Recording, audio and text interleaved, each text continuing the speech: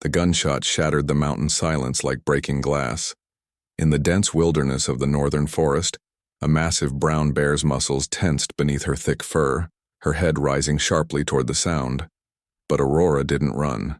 Instead, she stood perfectly still, her powerful form casting a long shadow in the early morning light, while her two small cubs pressed against her legs, trembling.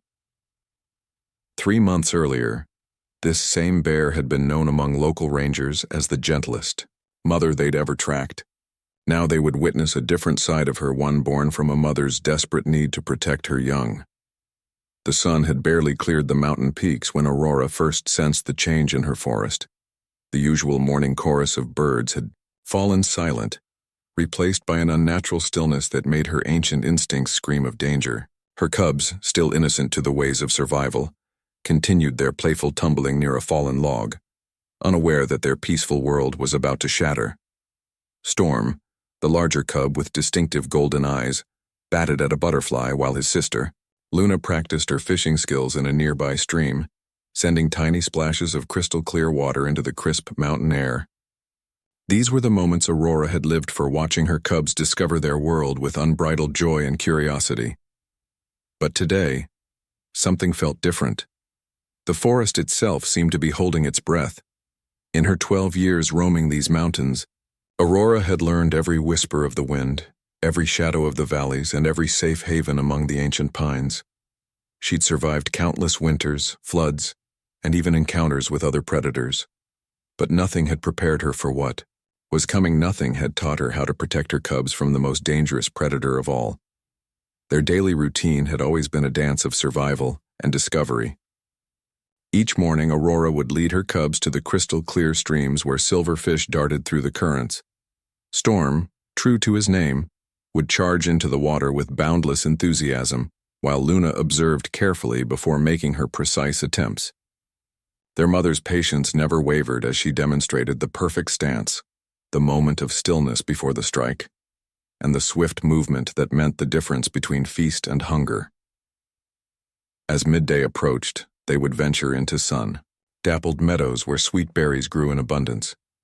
Here, Aurora taught them to distinguish between nourishing fruits and those best left untouched. Luna had inherited her mother's gentle touch, carefully picking the ripest berries, while Storm's enthusiasm often left him wearing more juice than he managed to eat.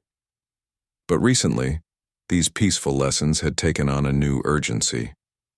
Aurora began, teaching them different skills: how to freeze at her signal, how to move silently through dense underbrush, how to use the wind to catch dangerous scents.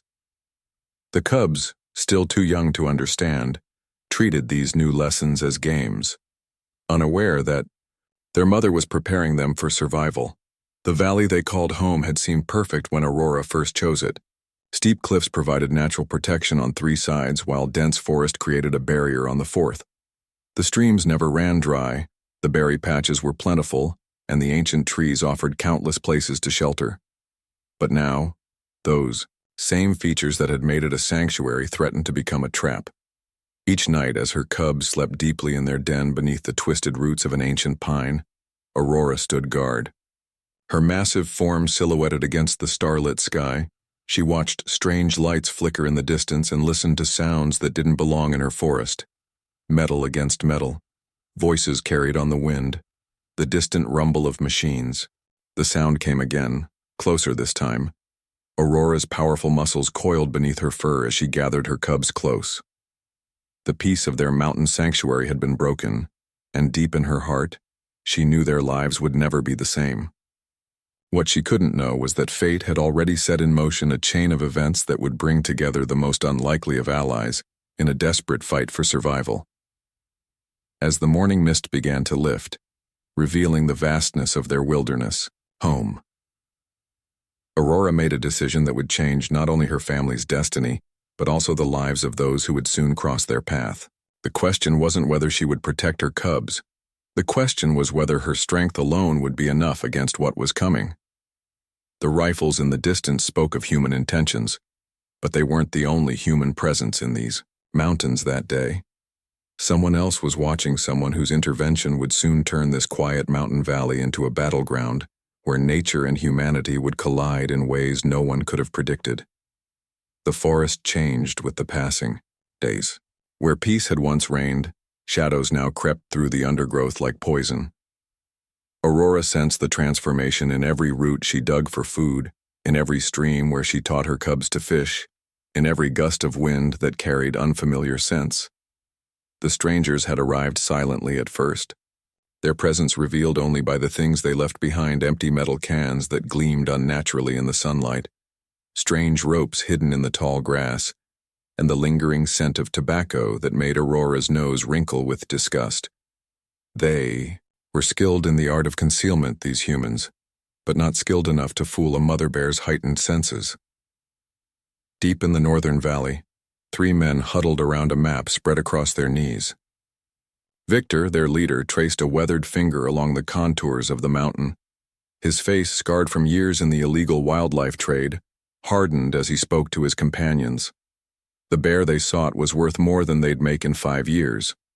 Her cubs would fetch an even higher price in certain markets where wealthy collectors paid fortunes for exotic pets. "The female is massive," Victor muttered, his accent thick with determination. "Local rangers call her Aurora. She's smart, been avoiding the usual traps, but now she has cubs." A cruel smile played across his face. "Cubs change everything. They make mothers predictable." Meanwhile, Aurora led her cubs away from their usual foraging grounds. The strange scents were stronger there now, and she'd spotted metal teeth hidden beneath leaves, places where the earth had been disturbed by human hands. She guided her family toward higher ground, where ancient pines grew so close together their branches formed a natural fortress. Storm and Luna sensed their mother's anxiety. Their playful tumbling became less frequent, replaced by cautious movements that mimicked Aurora's careful steps. When they crossed open spaces, she would stop frequently, testing the air and listening intently before allowing them to proceed. The cubs learned quickly, their survival instincts awakening to match their mother's vigilance. The changes in the forest became more pronounced. Other animals began to vanish, first the deer, then the wolves.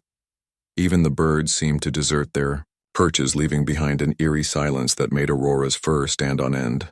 The mother bear recognized these signs from her years in the wilderness. They spoke of predators, but not the kind that walked on 4 legs.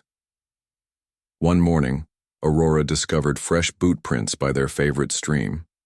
The marks were deep, suggesting the humans had carried heavy loads. More disturbing were the metal contraptions they'd left behind, crude traps designed to catch and hold. She recognized their scent, now the same humans who had been steadily encroaching on their territory. Victor's team worked methodically, closing their net day by day. They set up observation posts in the trees, watching the bear's movements through powerful binoculars. They studied Aurora's patterns, noting how she always checked the wind before entering clearings, how she taught her cubs to stay close to the tree line, how she chose her paths with careful deliberation. "She's smarter than most," Boris, Victor's youngest partner, observed one evening. "Maybe we should try somewhere else." The look Victor gave him silenced any further doubts. "The smarter they are, the more they're worth," Victor replied, cleaning his rifle with practiced precision. "Besides, she's running out of space. Soon she'll have nowhere left to hide." Aurora felt the noose tightening. Each day brought new discoveries of human intrusion, fresh tracks, strange devices hidden in the bushes, the distant sound of voices carried on the wind. She began moving only at dawn and dusk, using the half-light to conceal their movements. The cubs, despite their young age, adapted to their mother's new routines with remarkable instinct. But the poachers were patient. They knew that every mother, no matter how cautious, had to feed her young. They began targeting the bear's food sources, deliberately disturbing the berry patches and fishing spots, forcing Aurora to venture into more exposed areas in search of nourishment. The breaking point came when Aurora discovered their den had been found. Human scents lingered around the entrance, and signs of their presence were everywhere. In that moment, standing in the growing darkness with her cubs pressed against her legs, she knew they couldn't stay. The valley that had been their sanctuary was becoming their prison. That night, as Storm and Luna slept fitfully beneath a temporary shelter of fallen logs, Aurora stood guard with growing desperation. The humans were closing in from all sides, pushing them towards something she couldn't yet see. Her instincts screamed of danger, but for the first time in her life she wasn't sure which direction led to safety. The forest that had once been their home had become a maze of hidden threats. Somewhere in the darkness, Victor and his men waited, confident that every step Aurora took to protect her cubs brought them closer to the trap they'd so carefully laid. The question was no longer if they would make their move, but when. The hunt began at dawn. A heavy mist clung to the valley floor as Victor's team moved into their final positions.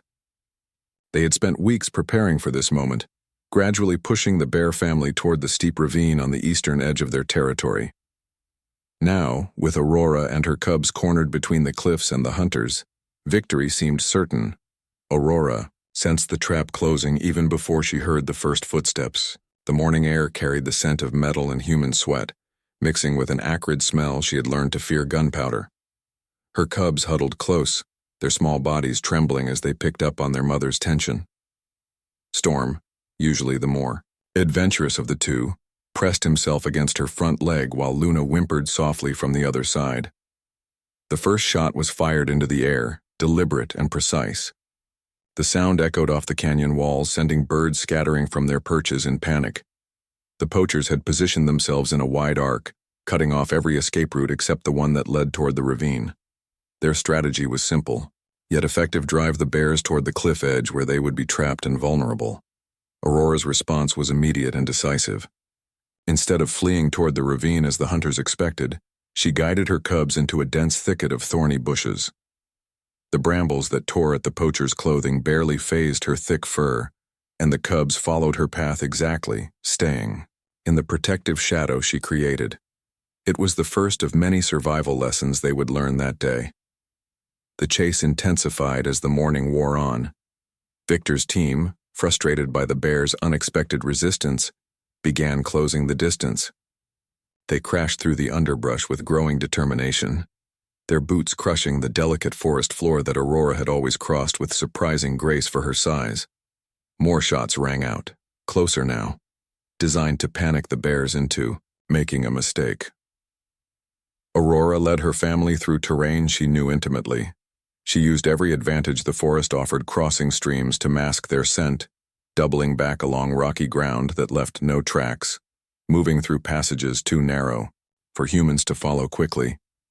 Her cubs kept pace despite their exhaustion, driven by instinct and their absolute trust in their mother's guidance.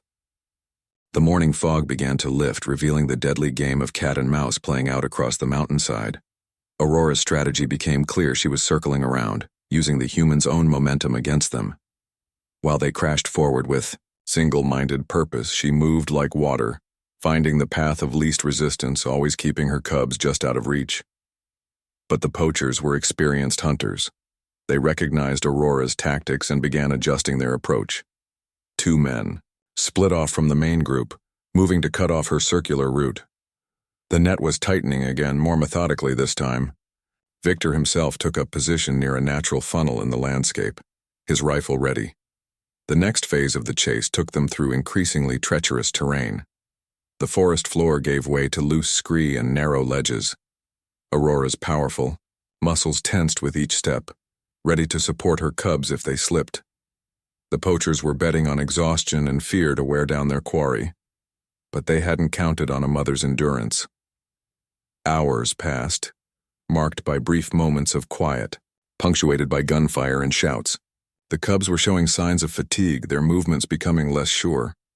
Aurora found a momentary shelter beneath an overhanging rock, giving them precious minutes to rest.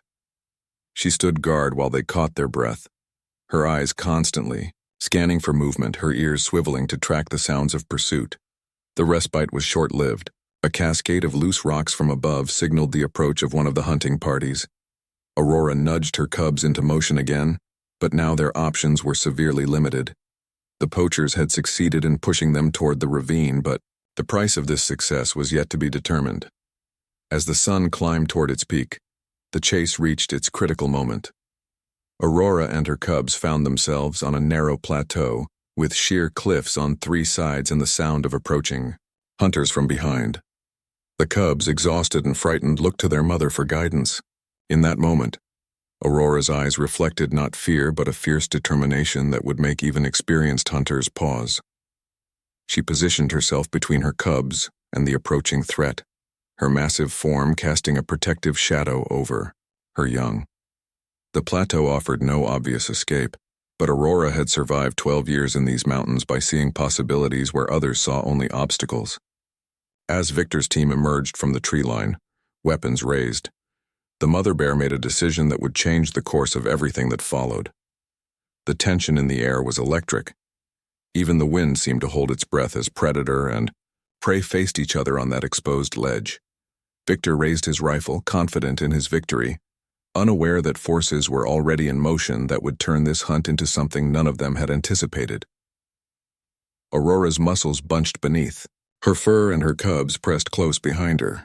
The hunters had believed they were forcing her into a corner, but they had forgotten one crucial detail about cornered mothers. They become the most dangerous creatures in the forest. Sergeant Mike Reynolds crouched beside fresh boot prints in the soft earth, his trained eyes reading the story they told.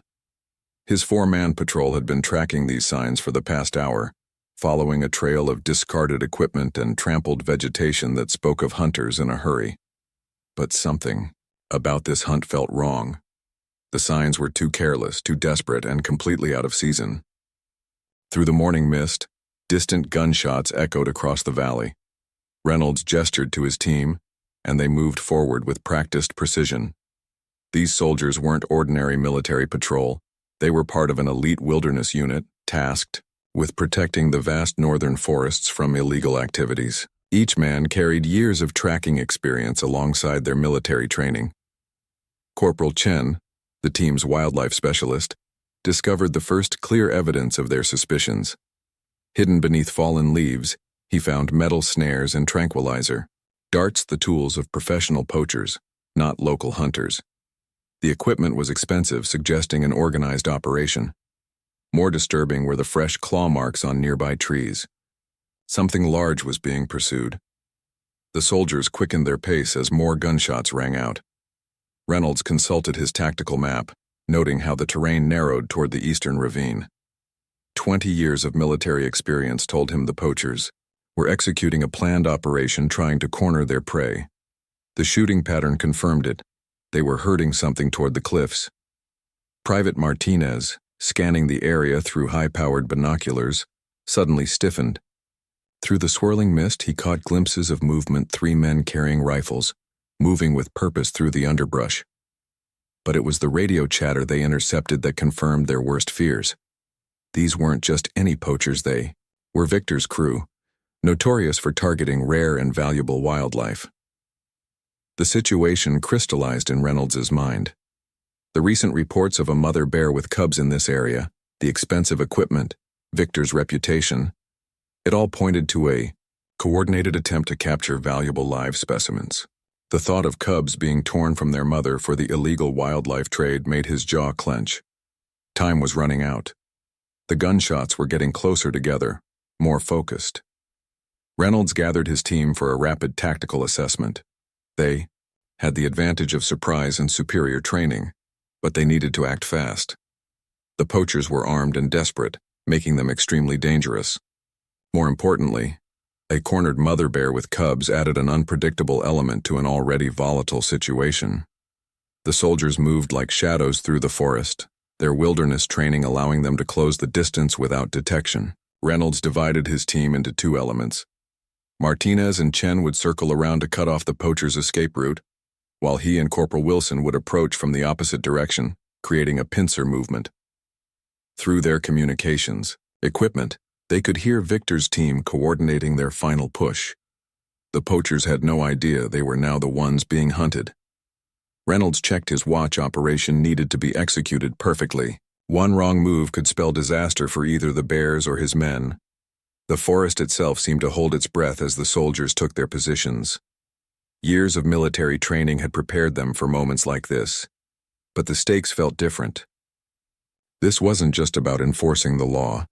It was about protecting something fundamental about the wilderness they had sworn to defend. Another shot echoed through the trees. followed by triumphant shouts from the poachers. Reynolds signaled his team. They were out of time.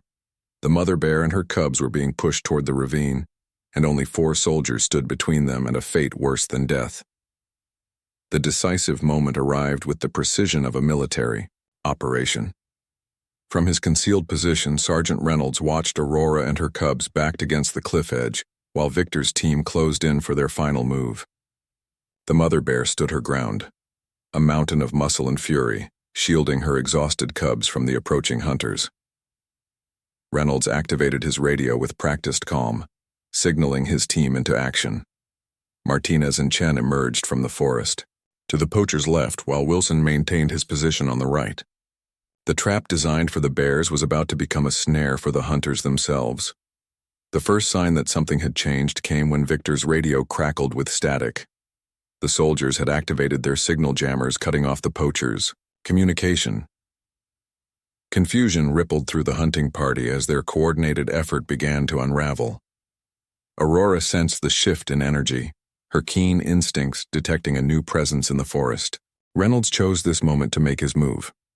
His voice cut through the mountain air like thunder, amplified by the tactical sound system they had positioned. The command to drop their weapons echoed off the cliff walls, seeming to come from everywhere, at once. The poachers froze, caught between their cornered prey and this unseen threat. Victor, hardened by years in the illegal wildlife trade, reacted with desperate violence. He swung his rifle toward the sound, but before he could fire, Martinez and Chen emerged from their positions, weapons trained with unwavering precision. The other poachers, less experienced than their leader, immediately dropped their guns. Aurora watched this human confrontation with primal intelligence, her massive body still protecting her cubs. The soldiers' presence had created a moment of opportunity, and she seized it with instinctive wisdom. While the poachers' attention was divided, she began slowly guiding her cubs along a narrow ledge, away from the standoff. Reynolds noticed the bear's movement but maintained his focus on Victor, who still hadn't lowered his weapon. The tension crackled like electricity in the mountain air. One wrong move could trigger a catastrophe. The sergeant's voice remained steady as he repeated his command, each word carrying the weight of authority and consequence. Wilson had maneuvered to higher ground, providing crucial oversight of the entire scene. Through his scope, he could see both the cornered poachers and the bear's careful retreat. His position would prove vital in what happened next. Victor, realizing his operation was collapsing, made one final, desperate attempt. He pivoted suddenly, raising his rifle toward the retreating bears. But the soldiers had anticipated this move. Before his finger could find the trigger, simultaneous actions from all 4 military men neutralized the threat. Martinez and Chen closed in from the left, while Reynolds approached head-on. Wilson's position above provided the crucial coverage they needed. The poachers, including their leader, found themselves surrounded by an elite military unit that moved with the coordination of a single organism. The bears had almost reached safety when one of Victor's men panicked, making a grab for a fallen weapon. The next few seconds demonstrated why this military unit was considered elite. Without a word exchanged, each soldier responded to the threat while maintaining their defensive formation. The precision of their response left no room for tragedy. Aurora and her cubs disappeared into a hidden mountain path, just as the soldiers secured the last poacher. The mother bear's final glance toward the humans who had intervened seemed to carry an ancient wisdom. In that moment, modern military training and primitive survival instincts had worked in perfect harmony. Reynolds supervised the restraining of the poachers, while Martinez collected their weapons and equipment. The evidence they gathered would ensure these men faced justice for their crimes. Chen, with his wildlife expertise, documented the elaborate traps and tranquilizer equipment that revealed the true nature of their operation. The afternoon sun broke through the clouds as the soldiers began their escort of the prisoners back to base. The forest seemed to exhale, its natural rhythm returning. Somewhere in the vastness of the mountain wilderness, a mother bear led her cubs to safety, their survival made possible by an unlikely alliance of nature and military precision. In the Days following the confrontation on the mountain, the impact of that fateful morning rippled through both human and wild worlds. Victor and his poaching crew faced the full force of environmental law, their capture revealing a network of illegal wildlife trafficking that stretched across continents. The evidence gathered by Reynolds' team proved instrumental in dismantling not just one poaching operation, but an entire criminal enterprise. The soldiers' success story became a model for wilderness protection programs worldwide. Reynolds and his team received commendations, but more importantly, their mission highlighted the crucial role military precision and training could play in conservation efforts. Other countries began implementing similar patrols, combining combat expertise with wildlife protection. Aurora and her cubs remained in their mountain domain, though they moved their territory higher into the peaks. Local rangers occasionally caught glimpses of the family thriving in their natural habitat. Storm and Luna grew stronger each day, their early brush with danger having accelerated their survival instincts.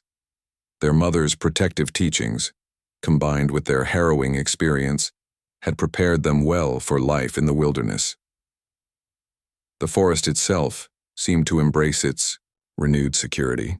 Wildlife gradually returned to the areas the poachers had disturbed. Deer ventured back into the valleys, wolves resumed their hunting patterns, and birds once again filled the air with their songs. The natural balance, temporarily disrupted by human greed, steadily restored itself. Chen, the team's wildlife specialist, established a new monitoring system throughout the region. Hidden cameras and sensor networks now provided early warnings of any unusual activity, while regular military patrols maintained a protective presence. The mountain range had become a model of how modern technology and human dedication could preserve ancient wilderness. Reynolds often returned to the cliff edge where they had made their stand. Standing there, he would sometimes catch sight of a massive brown bear teaching her cubs to fish in the streams below. Aurora's story had become legend among the rangers and soldiers who protected these mountains. She represented something profound about the relationship between humans and wildlife, the delicate balance between protection and freedom. The most significant change came in the form of stricter international laws and enforcement against wildlife trafficking. The dramatic rescue of Aurora and her cubs had captured public attention, leading to increased support for conservation efforts worldwide. What had begun as a routine patrol had evolved into a turning point for wilderness protection. As autumn painted the forest in brilliant colors, Aurora led her growing cubs through valleys now free from the shadow of poachers. Storm had developed into a skilled fisher, while Luna showed remarkable expertise in foraging. They would soon be ready to establish territories of their own, carrying forward the legacy of survival their mother had fought so hard to preserve. The mountain peaks stood as silent guardians, witnessing the eternal dance between civilization and wilderness. Somewhere in their vast expanse, a mother bear raised her cubs in peace, while dedicated soldiers maintained their vigilant watch. Their stories had become intertwined, a testament to the possibility that humans could be not just protectors of the wild, but partners in its preservation. The end of this tale marked a beginning for the forest and its inhabitants. The partnership between military precision and wildlife protection created a new model of conservation, one that recognized the need for both strength and compassion in preserving the natural world. Aurora and her cubs lived on as symbols of this success, their freedom secured by those who understood that true guardianship meant protecting the wild, not conquering it. In the years that followed, whenever new recruits joined the Wilderness Protection Unit, they would hear the story of the bear and the soldiers. It served as a reminder that their mission was about more than enforcing laws. It was about preserving something precious and irreplaceable for generations to come.